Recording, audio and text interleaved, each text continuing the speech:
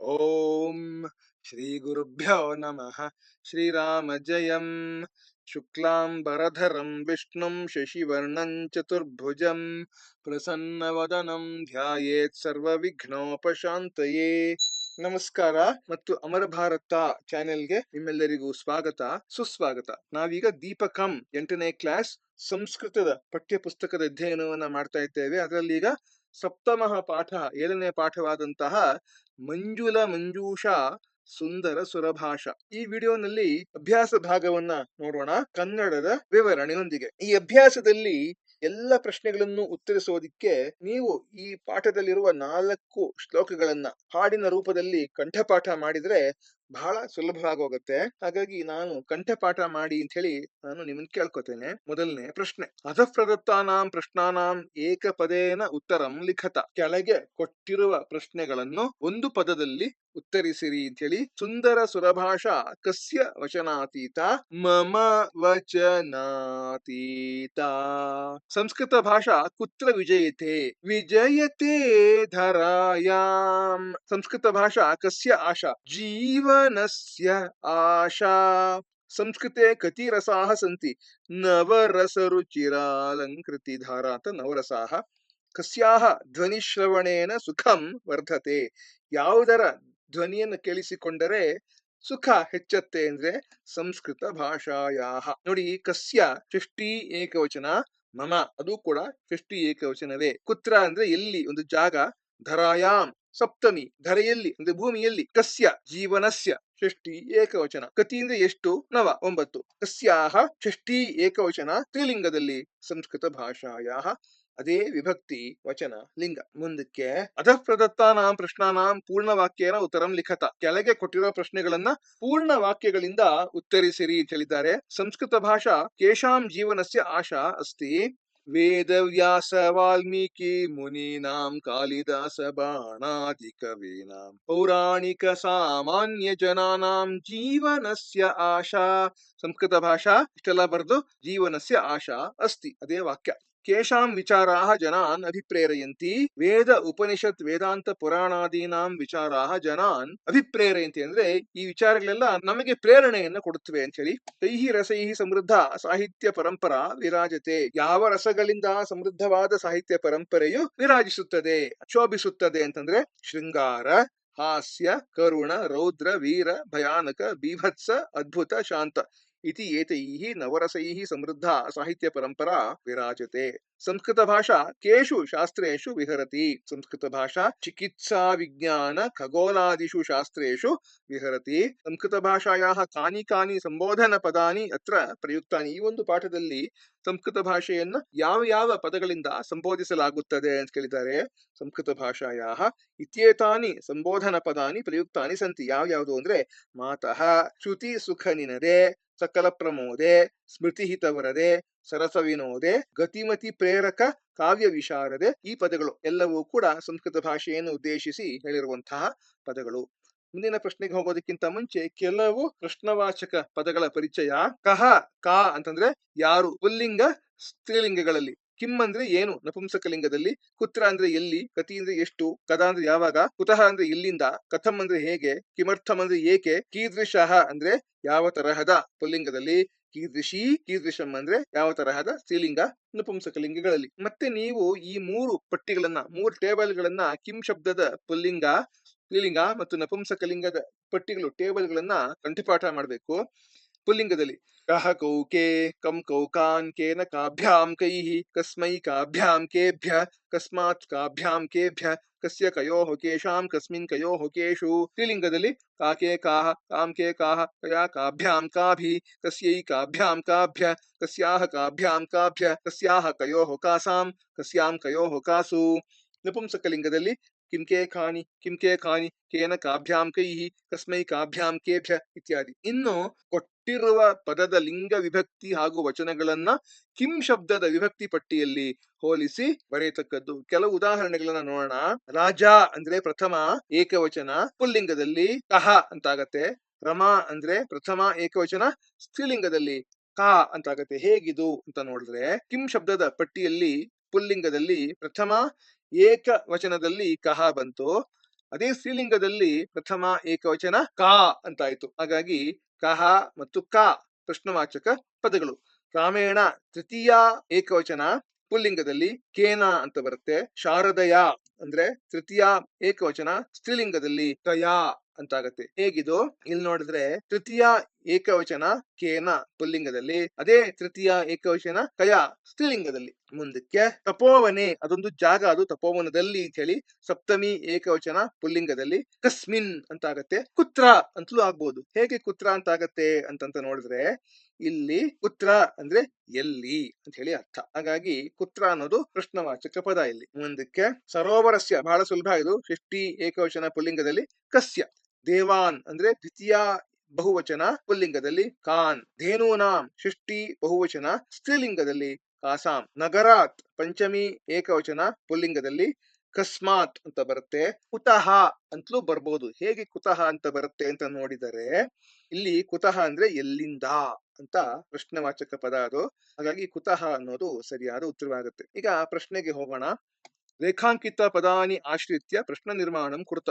ಗೆರೆ ಇರುವ ಪದಗಳನ್ನು ಬಳಸಿ ಪ್ರಶ್ನೆಗಳನ್ನ ರಚಿಸಿರಿ ಅಂತ ಹೇಳಿ ಮುನಿಗಣಾಹ ಸಂಸ್ಕೃತ ಭಾಷಾಯಾಹ ವಿಕಾಸಂ ಕೃತವಂತಹ ಅಂತಂದ್ರೆ ಇಲ್ಲಿ ಕಸ್ಯಾಹ ಷಷ್ಠಿ ಏಕವಚನ ಇದು ಸ್ತ್ರೀಲಿಂಗದಲ್ಲಿ, ಕಸ್ಯಾಹ ಅಂತ ಬರುತ್ತೆ. ಹೇಗೆ ಅಂತ ನೋಡಿದರೆ ಇಲ್ಲಿ ಷಷ್ಠಿ ಏಕವಚನದಲ್ಲಿ ಸ್ತ್ರೀಲಿಂಗದಲ್ಲಿ ಕಸ್ಯಾಹ ಅಂತಿದೆ ಇಲ್ಲಿ. ಅದೇ ಪ್ರಶ್ನವಾಚಕ ಪದ. ನೀವು ಪ್ರಶ್ನವಾಚಕ ಚಿಹ್ನೆಯನ್ನ ಮರಿಬಾರ್ದು, ಕ್ವಶನ್ ಮಾರ್ಕ್ ಅನ್ನ.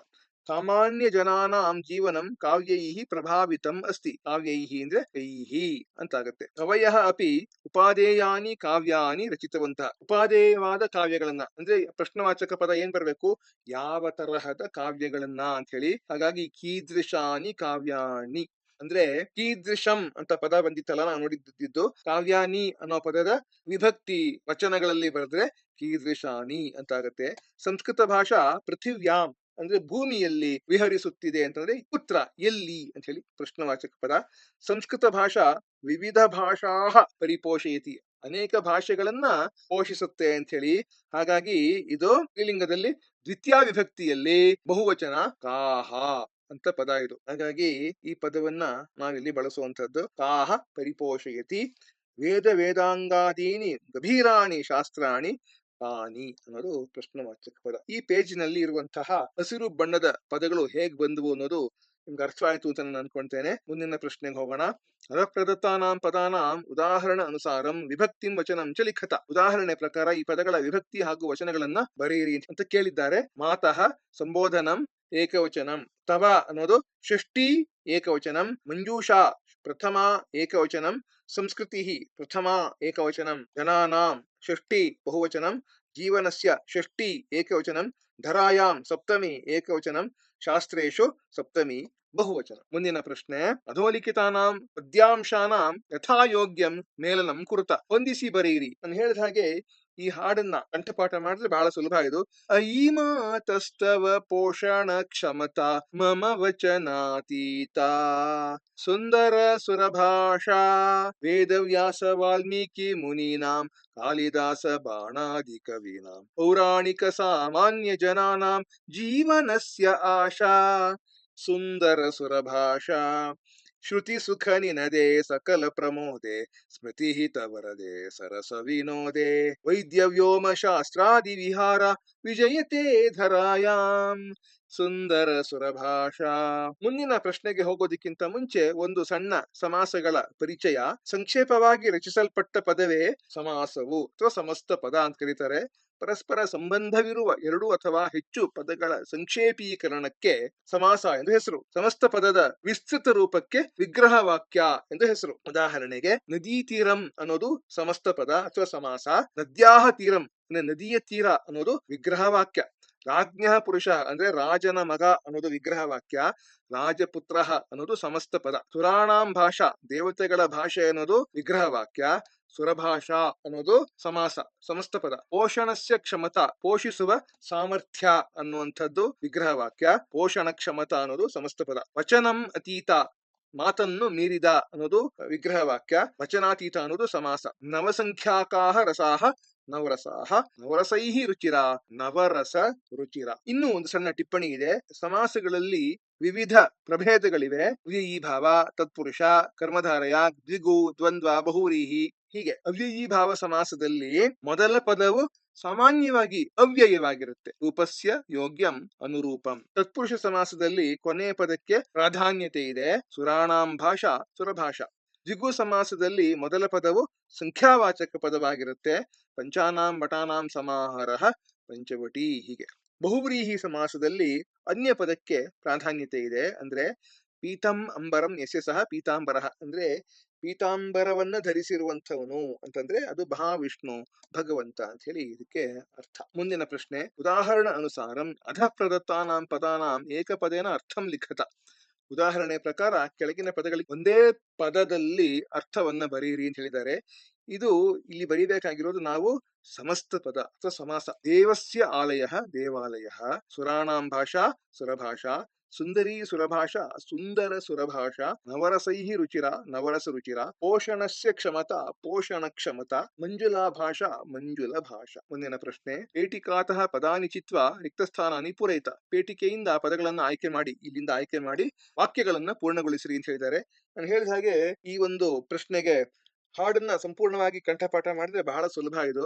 ಮುನಿವರ ವಿಕಸಿತ ಕವಿವರ ವಿಲಸಿತ ಮಂಜುಲ ಮಂಜೂಷಾ, ಸುಂದರ ಸುರಭಾಷಾ, ಐ ಮಾತಸ್ತವ ಪೋಷಣ ಕ್ಷಮತಾ ಮಮ ವಚನಾತೀತಾ, ಸುಂದರ ಸುರಭಾಷಾ, ವೇದವ್ಯಾಸ ವಾಲ್ಮೀಕಿ ಮುನೀನಾಂ ಕಾಳಿದಾಸ ಬಾಣಾದಿ ಕವೀನಾಂ ಪೌರಾಣಿಕ ಸಾಮಾನ್ಯ ಜನಾನಾಂ ಜೀವನಸ್ಯ ಆಶಾ, ಸುಂದರ ಸುರಭಾಷಾ, ಶ್ರುತಿ ಸುಖ ನಿನದೆ ಸಕಲ ಪ್ರಮೋದೆ, ಸ್ಮೃತಿ ಹಿತ ವರದೆ ಸರಸ ವಿನೋದೆ, ಗತಿಮತಿ ಪ್ರೇರಕ ಕಾವ್ಯ ವಿಶಾರದೆ ತವ ಸಂಸ್ಕೃತಿರೇಷಾ, ಸುಂದರ ಸುರಭಾಷಾ, ನವರಸ ರುಚಿರಾಲಂಕೃತಿ ಧಾರಾ, ವೇದ ವಿಷಯ ವೇದಾಂತ ವಿಚಾರ, ವೈದ್ಯ ವ್ಯೋಮ ಶಾಸ್ತ್ರಾದಿ ವಿಹಾರ, ವಿಜಯತೆ ಧರಾಯಾಮ್, ಸುಂದರ ಸುರಭಾಷಾ.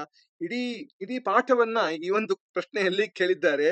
ಈ ಒಂದು ಎಲ್ಲ 4 ಶ್ಲೋಕಗಳು ಕೂಡ ಈ ಒಂದು ಪ್ರಶ್ನೆಯಲ್ಲಿ ಇವೆ, ನಾವು ನೋಡಬಹುದು. ಕೊನೆಯ ಪ್ರಶ್ನೆ. ಅಧೋಲಿಖಿತ ವಿಕಲ್ಪೇಶು ಪ್ರಸಂಗಾನುಸಾರಂ ಅರ್ಥಂ ಚಿನುತ. ಕೆಳಗೆ ಕೊಟ್ಟಿರುವ ಆಯ್ಕೆಗಳಲ್ಲಿ ಪ್ರಸಂಗಕ್ಕೆ ಅನುಸಾರ ಸರಿಯಾದ ಅರ್ಥವನ್ನ ಆರಿಸಿರಿ ಅಂತ ಹೇಳಿ. ಮಂಜುಲ ಮಂಜೂಷಾ ಇತ್ಯಸ್ಯ ಅರ್ಥ. ಈ ಪದದ ಅರ್ಥ ಏನು ಅಂದ್ರೆ ಕಠೋರ ಭಾಷಾ, ಕಠಿಣವಾದ ಭಾಷೆ ಅಲ್ಲ, ಶೋಚನೀಯವಾದ ಭಾಷೆಯೂ ಅಲ್ಲ, ಸಾಮಾನ್ಯ ಭಾಷೆಯೂ ಅಲ್ಲ, ಮನೋಹರ ರೂಪೇಣ ಸಂಕಲಿತ ಭಾಷಾ ಅಂತ ಹೇಳಿ ಅರ್ಥ. ಸುಂದರ ಸುರಭಾಷಾ ಕೇಶಾಂ ಜೀವನಸ್ಯ ಆಶಾ ಉಚ್ಯತೆ.